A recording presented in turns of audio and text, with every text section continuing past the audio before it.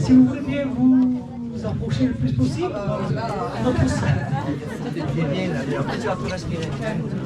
Les murs ne se sont pas élargis, la salle ne s'est pas agrandie, nous sommes toujours dans le même milieu. Mais bon, ça n'empêche pas de vous recevoir avec grand plaisir. Alors, si vous voulez, donc, je crois que l'ensemble des invités sont là, les habitants sont là, les élus sont à mes côtés. Le conseil municipal, si vous voulez bien vous rapprocher de moi. Mesdames, messieurs les élus, mesdames, messieurs, chers amis Saint-Julianais et d'ailleurs, à quelques jours du terrible drame qui s'est produit à Crans-Montana en Suisse, où 40 personnes ont perdu la vie tragiquement à l'occasion du Nouvel An, je voudrais que nous ayons une pensée pour les victimes et leurs familles, mais également pour tous les blessés graves, dont certains ont un pronostic vital et toujours engagé. Alors que cette soirée aurait dû être un moment de fête, de rassemblement, cela a tourné au cauchemar. Je souhaite ce soir, à cette occasion, rendre un hommage aux nombreuses jeunes vies fauchées, brisées. Les discours les moins longs sont les plus courts, disait Coluche. Je vais essayer de coller au mieux à cette célèbre citation. C'est avec grand plaisir que je vous accueille, entouré de l'ensemble du conseil municipal, en cette fin d'après-midi pour la traditionnelle cérémonie des vœux du maire à la population. Moment privilégié où nous nous réunissons pour célébrer l'année écoulée et envisager l'avenir. Monsieur le député, Monsieur le conseiller départemental, Monsieur le président de l'association des maires des Alpes de Haute-Provence, Monsieur le président de la communauté de communes Alpes-Provence-Verdon, mes chers collègues conseillers municipaux, maires et élus des communes voisines venus nombreux, Monsieur le président de la Fédération nationale de pêche et maire du Braille, je suis très heureux d'accueillir la gendarmerie de Castellane, représentée par l'adjudant Monti, les sapeurs-pompiers avec le lieutenant Jérémy Lavocat, chef du centre de secours de Saint-André-les-Alpes, et son adjoint, l'adjudant Pierre-Jean de Pasquale, et le capitaine Jean-Marc Vincent, chef du centre de secours de Castellane, à qui nous devons ces quelques minutes de retard. Je l'attends. Sois le bienvenu, Jean-Marc. Je ne sais pas où tu es. Messieurs les présidents et dirigeants d'associations, Daniel Téchy pour le club nautique de Castillon, Robert Tonarelli pour le club motonautique, Florent Brachet et Corentin Collomb pour Saint-Just Festivités, Axel Godibert pour le club du Verdon, sans oublier bien entendu tous les bénévoles qui gravitent activement à leur côté. Monsieur le représentant de l'Office français de la biodiversité, monsieur le représentant de l'ONF, monsieur le curé, je l'ai aperçu tout à l'heure, il est là. Je suis très honoré de votre présence à tous, elle marque tout l'intérêt que vous portez pour notre commune et ses habitants. Cette année, cette cérémonie traditionnelle est un peu particulière car dans quelques mois prendra fin le mandat qui m'a été confié et qui a été confié il y a bientôt 6 ans à toute l'équipe municipale qui est autour de moi. C'est donc avec une certaine émotion, pour ne pas dire une émotion certaine, que je prends la parole devant vous. Je vais commencer par un bref retour en arrière sur ce mandat. Un bilan, surtout pour tenter de vous exposer quelle a été ma ligne de conduite et celle de mon équipe municipale pendant ces 6 années. Vous exposez en quelque sorte la philosophie de notre projet, la philosophie qui a guidé notre action. Toutes les réalisations ont été inspirées des multiples échanges avec nos habitants et d'un programme établi et validé à l'unanimité par le conseil municipal. De ce fait, la loi, par souci de neutralité, exige que les cérémonies de vœux en période préélectorale revêtent un contenu relativement neutre et objectif. C'est pourquoi mes propos se conformeront à cette exigence et je consacrerai mon allocution à un simple retour sur ces 6 années et un résumé des événements de l'année écoulée. J'ai l'honneur de diriger l'équipe municipale depuis 2020. Et ce soir, je voudrais vous demander de croire en notre commune, vous convaincre que les choix qui pourraient être faits à l'avenir restent cruciaux pour son équilibre. La gestion d'une commune aujourd'hui doit se faire en bon père de famille, mais pas seulement, car la gouvernance demande de plus en plus d'expertise et de professionnalisme. Les élections municipales à venir vous permettront d'ouvrir une nouvelle page d'histoire de la commune, avec toutefois des changements dans le mode de scrutin que chacun a pu découvrir dans le dernier bulletin municipal. Je viens maintenant à ce qui a marqué la vie des Saint-Juliennais ces 6 dernières années et aux réalisations entreprises en 2025. Beaucoup de petits ou grands travaux ont été réalisés ou lancés. Certains sont visibles, d'autres moins, et pourtant, tous sont importants pour moderniser et adapter nos équipements, bâtiments, réseaux et espaces publics. Vous trouverez derrière moi leur présentation en images. La construction d'un mur de soutènement en pierre sèche, chemin du lac, car celui en place ne pâchait pas du bon côté et menaçait d'effondrement. Les très coûteux travaux d'accessibilité de la salle polyvalente, la mairie et la salle de réunion et leur entretien afin de répondre aux exigences réglementaires. Les travaux de voirie, chemin du Cerf, chemin de l'Irette et chemin de l'Écurie, fortement dégradés, en effectuant les travaux de remise en œuvre d'une partie des réseaux d'eau quand cela était possible. La mise en place de l'adressage, dans un souci de sécurité, pour un accès facilité au secours, à la gendarmerie, à la poste, aux livreurs. La restauration du hangar d'Hélène et la construction d'un local de stockage. Ces réalisations ont permis aux 2 associations sportives et de loisirs de ranger confortablement une partie de leur matériel à moindre coût, puisque la convention qui nous lie est sans contrepartie financière, et à la commune de stocker une partie de son matériel. La construction d'un mur de protection à la source des Buissets, afin de limiter les intrusions d'eau sale de surface en période de crue du ruisseau Le Ré. La mise en place d'un nouveau filtre au réservoir d'eau destiné à la consommation humaine. La pose d'un turbidimètre et d'un système de télésurveillance et d'alerte afin de tenter de minimiser, tant que faire se peut, le problème récurrent de turbidité. La pose de compteurs d'eau pour chaque secteur du village afin de localiser au mieux la présence de fuites ou détecter une surconsommation. La mise en place de 5 sites de compostage collectif grâce à la communauté de communes Alpes-Provence-Verdon afin d'améliorer la qualité du tri sélectif et apporter une solution à ceux qui n'ont pas de jardin. La création du sentier d'interprétation du patrimoine naturel communal, la Quest, que la commune a souhaité porter à la suite de l'Atlas de la biodiversité communale. La restitution d'une calade chemin à Béisnard, dans la continuité de celle qui existe déjà. Les travaux de rejointement des 4 façades du clocher de l'église Saint-Roch et sa toiture, réalisée en tuiles vernissées. La remise en état du vieux cimetière, proche du séchoir à prunes, et la chapelle Notre-Dame. C'est aussi l'obtention du label Ville-Village étoilé, dont sa notoriété progresse à chaque édition, qui vient récompenser notre commune pour les efforts contre la pollution lumineuse et nos efforts en faveur de l'éclairage raisonné et notre engagement pour la rénovation de l'éclairage public à venir. Merci au Parc naturel régional du Verdon, son président Bernard Clapp, excusé ce soir, ses co-directeurs et à Dominique Emburgia, chargé du projet Transition énergétique. La création d'un parking éco-végétal dans la continuité du parking de ville afin de répondre à un besoin notamment aux résidents de ville, aux occupants des logements mis en location saisonnière, aux visiteurs et aux utilisateurs de notre salle polyvalente, en espérant ainsi résoudre le problème de stationnement que nous rencontrons dans le centre ancien. Cette réalisation s'intègre parfaitement avec le plus proche environnement. Elle est agrémentée de 2 tables de pique-nique, une poubelle de tri et d'un futur aménagement d'une borne de recharge électrique. Vous serez conviés à son inauguration très prochainement. L'extension et la sécurisation de la rampe de mise à l'eau à la base nautique afin de faciliter l'accès au plan d'eau, aux secours, aux pêcheurs et aux usagers en période de marlage. L'acquisition et la mise en place d'un second ponton pour le stationnement des embarcations à moteur en remplacement des bouées isolées et répondre ainsi à la demande d'EDF et d'organiser et sécuriser les stationnements d'embarcations nautiques. Ces 2 derniers seront réalisés dès que le niveau du lac le permettra. Et enfin, l'acquisition de foncier, toujours d'actualité. Notre commune n'ayant qu'une très faible superficie dans son patrimoine, elle se doit d'augmenter sa surface foncière. Tout cela, nous l'avons fait sans pression fiscale communale supplémentaire, je le précise. Nous avons toujours travaillé avec détermination pour améliorer notre cadre de vie et faire de Saint-Julien une commune moderne, dynamique, solidaire, respectueuse de l'environnement et où il fait bon vivre. Toutes ces réalisations sont conformes à notre projet de mandat et représentent une dépense globale d'un peu plus d'1 million d'euros.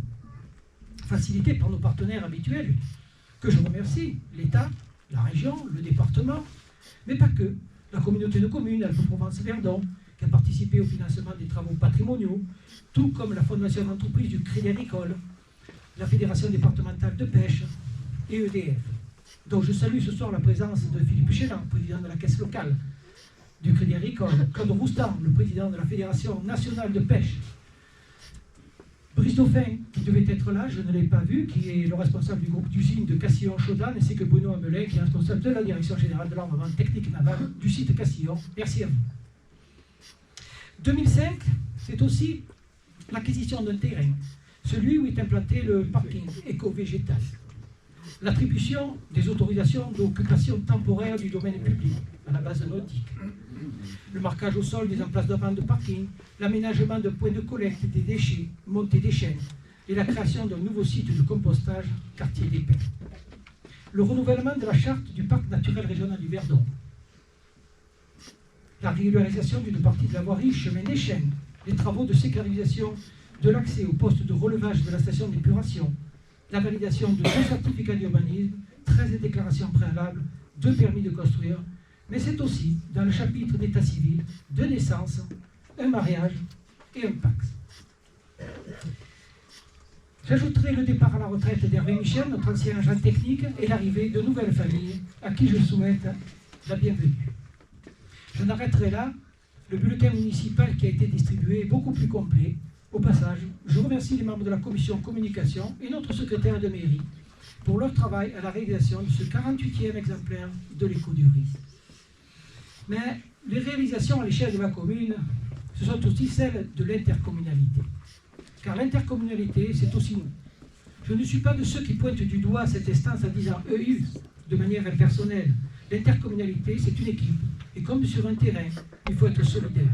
Ce qui n'exclut pas le débat contradictoire. L'intercommunalité est un outil pour porter des projets au niveau d'un territoire que chaque commune ne pourrait porter toute seule par manque d'ingénierie et de moyens. Pour notre collectivité, il s'agit de la gestion des assainissements non collectifs, le SPANC, la réalisation du schéma de cohérence territoriale, le SCOT, le plan local d'urbanisme intercommunal, le PLUI, de la gestion des déchets dans leur ensemble, de la gestion du captage d'eau.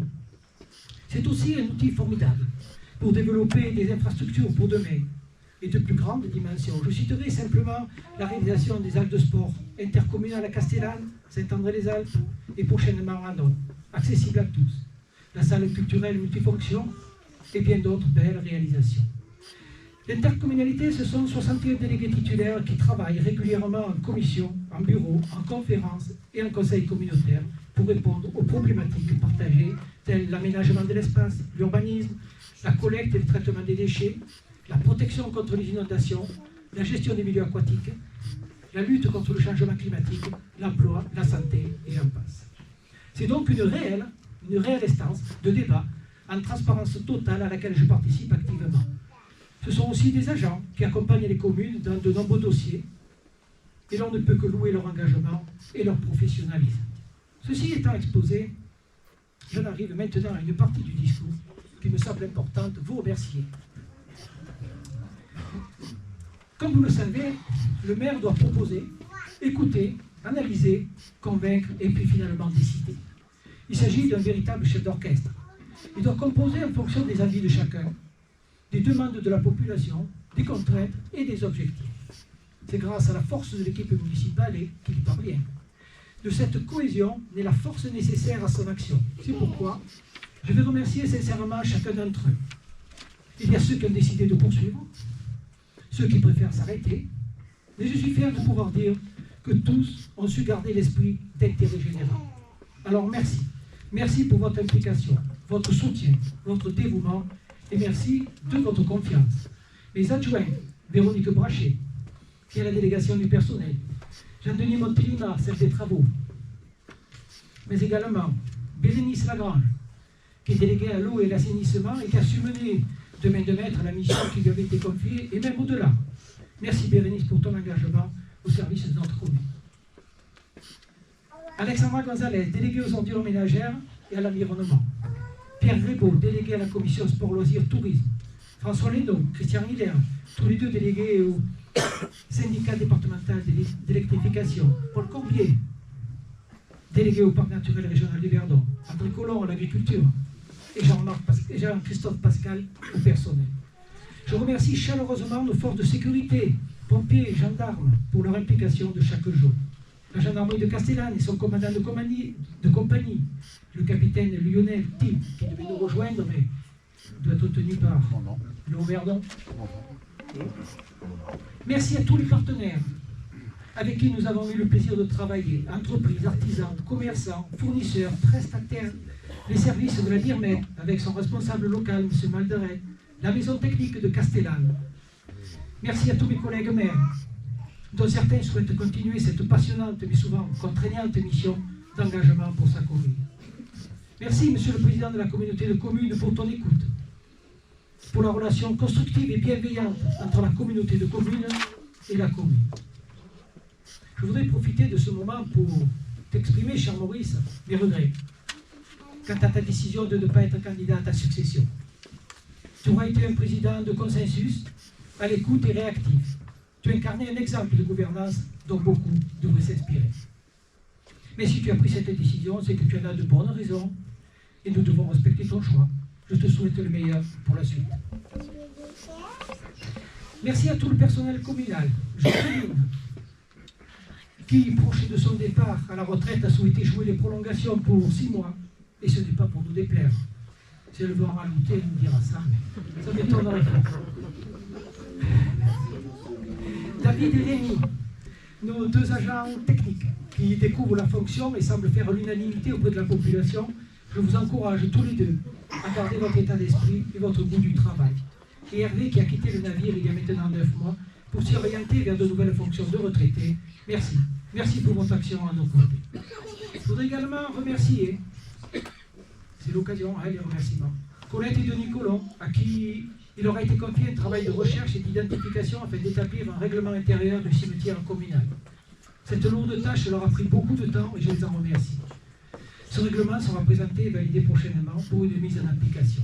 Merci aux professionnels de santé, kinés, infirmiers, médecins, aides-soignants, ambulanciers, au SIAC, à la DMR, qui chaque jour apportent leur aide et soutien à leurs patients. Je n'oublierai pas nos représentants de la presse locale, Emmanuelle Fabre, directrice départementale Alpes du journal La Provence, Alain Curzi, correspondant local, Lynn Tillman, correspondante Haute-Provence Info, et Christian Roboul pour Verdon Info. Merci à vous. Malgré un contexte national politique compliqué, qui ne nous donne aucune visibilité pour le budget public, je m'engage, nous nous engageons avec énergie et ambition dans de nouveaux projets pour notre commune. De grands enjeux attendent la future équipe municipale. La priorité restera l'eau et l'assainissement, bien qu'une anticipation de ce sujet ait été amorcée et un travail régulier réalisé, un maître d'œuvre a été choisi et un plan de travaux défini et voté par le conseil municipal. Il reste à déterminer le chiffrage et à demander les financements, bref, à tout mettre en œuvre. Il n'en demeure pas moins que ce sujet reste de très haute importance, à plusieurs titres, de par la loi, qui, comme vous savez, impose depuis quelques années la pose de compteurs individuels dans toutes les communes de France, ainsi qu'un prix de l'eau à minima et une gestion plus que rigoureuse de ces réseaux. Depuis 2025, une redevance sur les consommations d'eau potable et 2 redevances de performance modulables ont été instaurées. Un réseau performant bénéficiera d'une minoration, tandis qu'un fort taux de fuite et de surconsommation entraîneront une élaboration qu'il faudra partager forcément entre nous tous, bons élèves et mauvais élèves, si rien n'est fait.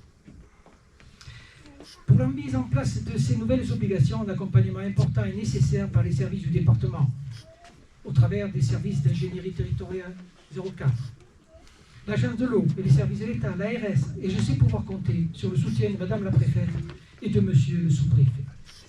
Pour l'heure, une déclaration d'utilité publique est en cours par l'organe compétent de la communauté de communes afin d'avoir la pleine maîtrise du foncier, où nous captons la source d'Ibouissé et nous progressons au rythme d'un planning prédéfini.